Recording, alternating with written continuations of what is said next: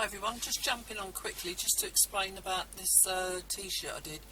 I'd seen a picture on, I think it was Pinterest or somewhere, and thought it was a good idea, so I just basically cut out bits of sort of Christmassy fabric in stripes or strips, as you can see, and then just attached them a bit higgledy-piggledy really, and I put a bell on the top and sewed beads around each individual line, and I'm really pleased with it. I hope you like it too. There you go, finished project.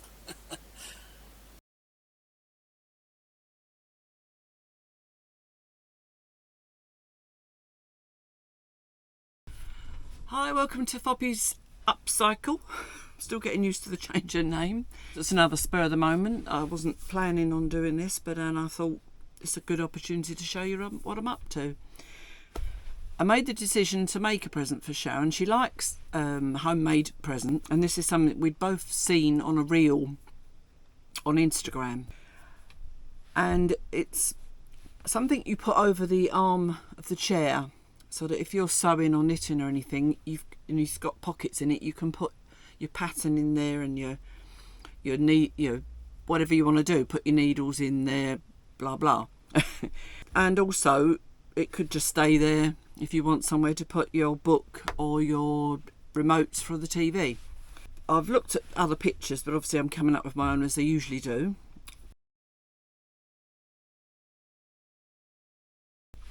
And I found some retro sort of looking fabric that I've had in my stash for a while, so I'm sort of using that up, and that's the pattern, you can see. And I've used a blanket in between to pad it out a bit, to make it a bit more substantial.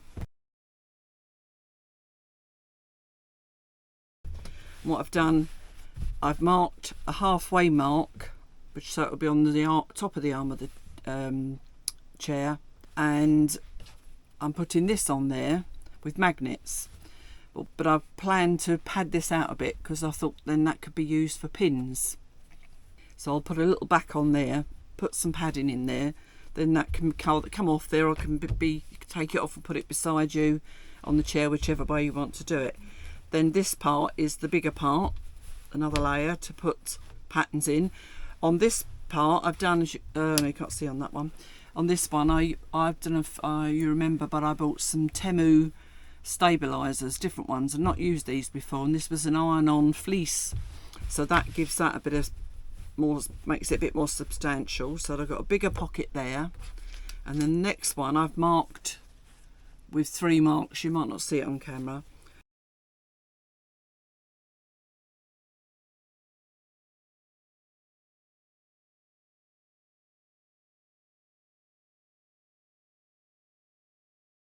So that when I'll put all this together, I'm going to have to take it easy, because I'm not sure how my machine will deal with it. I don't think it's too bad, but just literally just 2 lines there. And then I've just found some sort of cream, sort of calico type fabric that I'm going to just put a border around it. So that's the plan today, and just hope it all works okay. The only problem I had is, I marked the quilting lines, and then I stitched them, but even though I used my roller foot, which I thought was supposed to help, it was making the fabric move, so it's a little bit skew with. And I'd got my blanket and my 2 sides of fabric exactly right, but they've ended up moving. But hopefully that will get covered up with the edging. So I'm going to get on with that now. I will have slotted in some photos to show you the measurements I've used and everything, and just a little bit of the process. Now I'm going to just get on with trying to put this together. I need to get a little bit of fabric, as I say, for the back of that, and then stuff it and stitch that and put the magnets on. And I need to cut this out. I might pause while I get on with that, and then I'll show you at the next stage. Fabric I've told you I was going to use to do the edging. I've not realised this at the time when I picked this fabric out of my stash, that these were, in a former life, they were curtain liners. So then obviously they are hemmed, and this just happens to be the perfect width for my edging. Can't forget my words today. So that once that's folded in half, that will be a perfect size for me to sew around the edge. And I think rather than risk breaking a needle on my machine, I'm going to actually stitch these on by hand, and that would give me something to do as well while I'm watching TV and keeping Duncan company, because he's not feeling very well. So that is my aim. It just happens to be the perfect length as well to go all around, so it's all obviously meant to be. But also with these liners, they've got a very thin lining of their own as well. So at least I think they were liners. Maybe they were just cream curtains, but they're very much like a curtain liner. I have put the cushion, like a pin cushion on top, as I said. And one thing I didn't think about when I put this together, and I should have done it slightly differently, is when I attach the magnets, see here, I've obviously got the metal piece showing now, so I'm going to need to put a piece of fabric over the top of that to cover that up, or maybe find a large button or something that will cover that metal piece up. But it works as what I wanted now. You see, it's on top like that, and that can be taken off and just pins can go in there. But also I worked out, because it's on the top, it can always be held, as long as the bits in it aren't heavy, they could be used as a handle to carry it as well. So the next stage is to stitch these on. In fact, I might try and do that all in one go, because then there'll be less rows of stitching. Let me just show you. So there'll be like that. So I've got the larger pocket there, and then the next pocket there. So I'm going to stitch those around the edge to hold them on, and then you can see the lines I've marked, just about the 2 lines are there to make 3 pockets on that. So I'm going to get my machine set up so I can do that. And I think what I'll do, because as I said my roller foot didn't work very well, I'm going to fit my walking foot. I've never used this before. It's another one I got from Temu, but it's the same as the ones you get anywhere else. I'm going to fit that. It might take me a while to see what it's like and what it's supposed to do. I'll give you a quick film of me doing that. I don't know if you can see, but I've changed my foot. It's fairly simple. I thought it was going to be a lot more complicated. So now fingers crossed that it does what I want it to do. I think I should start on the thick part so that I can see. Not quite sure, because my edges are a bit uneven. I need to be careful. Okay. Back a bit. It says to go to slow to medium speed.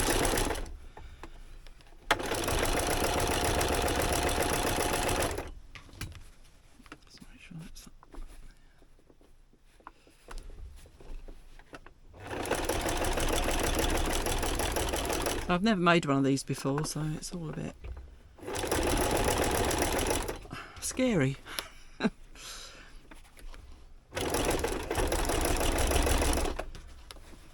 I think I'll go forward and back a bit on the edge, so that when it puts anything in the pocket, it'll hold it securely. So go back a bit and then forward a bit again. So that should hold it in place. And this is the big pocket, so I'll do the same again.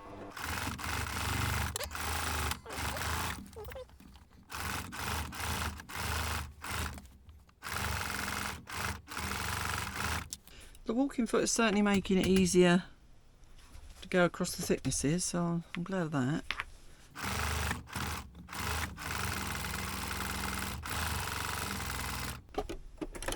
So far so good.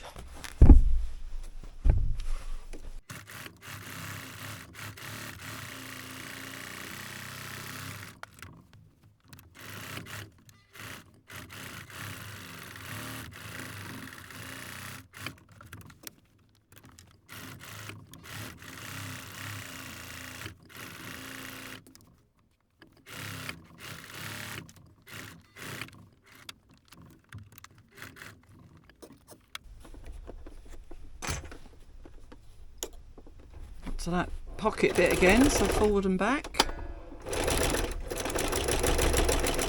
That's it. To secure it.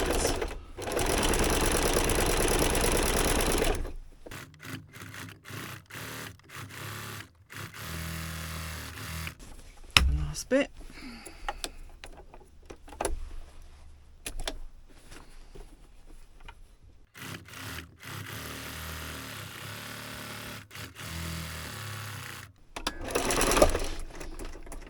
Well, I'm pleased with the walking foot. Right, so that's secure all round. So we've got that pocket and that pocket. So now I'm going to do the 2 lines to make that pocket there. Ah, problem I've got. Should have done this first.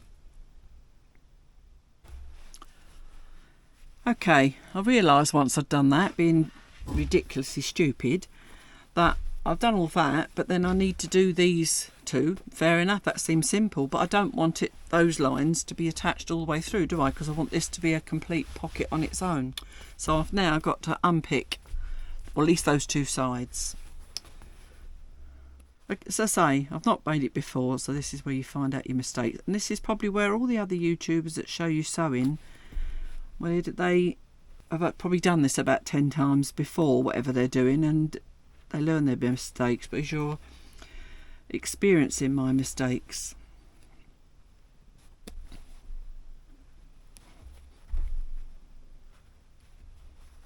Right, come back in a minute when I've unpicked it. The worst thing about unpicking this with this fleece on the back is the unpicker kept getting caught in the fleece. Now I need to leave that separate, leave the big bit, the main part separate, and then do my 2 lines. The stupid thing is I knew I had to, that's my plan all along, and I forgot when it came to doing it. I knew that was all in my plan in my head. Put some clips on the side to make sure that doesn't keep moving about. Again, I'm going to go backwards and forwards on the edge of the pockets to make sure they don't move about.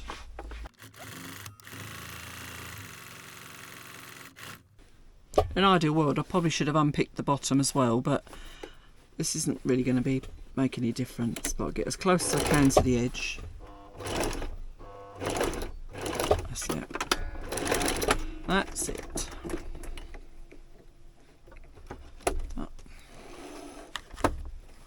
The other line.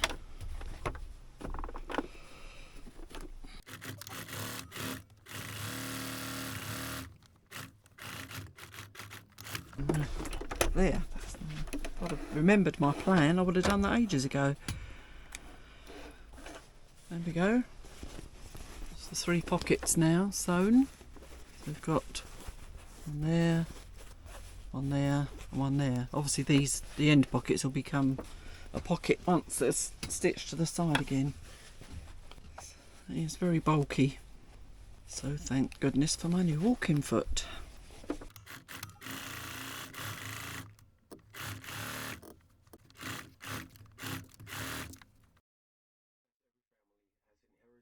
Their own decorations from parents and grandparents, but they may include figures of Nisse, an elf or gnome, animals, and Father Christmas, mini nativity figures, or corners or woven hearts made of glossy paper. Woven hearts are rarely seen outside Denmark. Their origin has been attributed to Hans Christian Andersen, who was a master at paper cuttings. They come in various colors and have different motifs, and every Dane knows. A more extravagant version is a series of boxes of wood or cardboard which contains, say, a small Christmas bauble or a sweet "Wait for the big day" tolerable. Every year, most TV stations have their own julekalender, a story which is usually related to Christmas and has 24 connected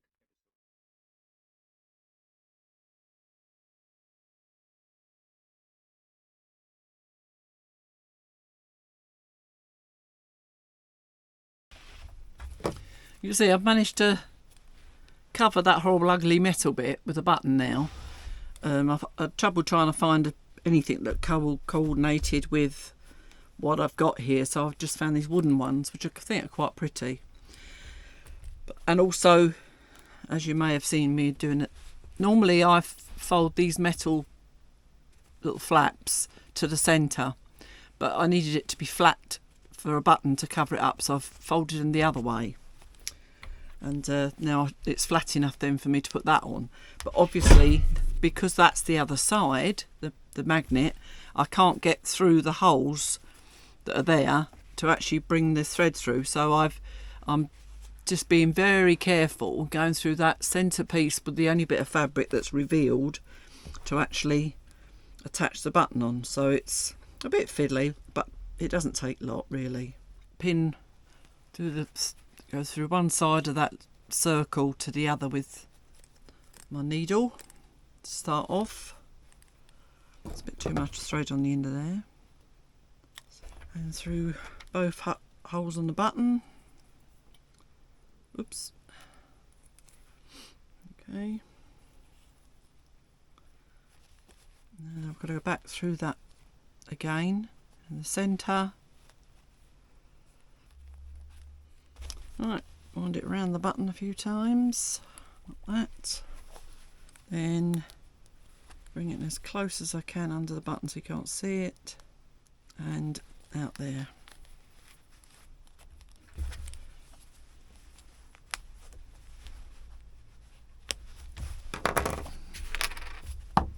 There we go. That's a bit better than seeing the ugly metal. It is trying to peep out through under there, but I'm not really sure what else I can do. Right. I'm quite pleased with it. Right, I'm going to now pin all of that around the edge, and I'll show you in a minute what it's looked like pinned, and then at the end I'll show you when I finished it. And just fingers crossed that Sharon likes it. Okay, I've pinned on. What I was doing was folding it over the edge and pinning it both sides, but I don't think that's going to work. So I've pinned, as you can see, all 4 edges, and then once I've stitched that on, I'll then turn over and obviously neatly, I'll do it neat on both sides, but obviously I want to make sure the front side is a lot neater. So that's how it will look after that, but it's going to take me a few hours, so as I say, I'll do that while I'm watching TV. The awkward thing is, but any thing like this, is the corners. I'll deal with them as I come round, how they're all going to end up. But I enjoy a bit of hand sewing, so I think this is going to be quite nice to do, as I say, while I'm watching TV. And once it's all totally finished, I'll have some photos at the end. As I say, I think it's not too bad, considering I've never made one before. It's not looking too bad. My little quilting lines are a little bit off, and they made my pocket look a little bit skew-whiff, but when I measured it, the pockets are perfectly square, or the sides are even both sides. It's just this, for some reason my quilting line went a bit weird. But I will see you in the next video.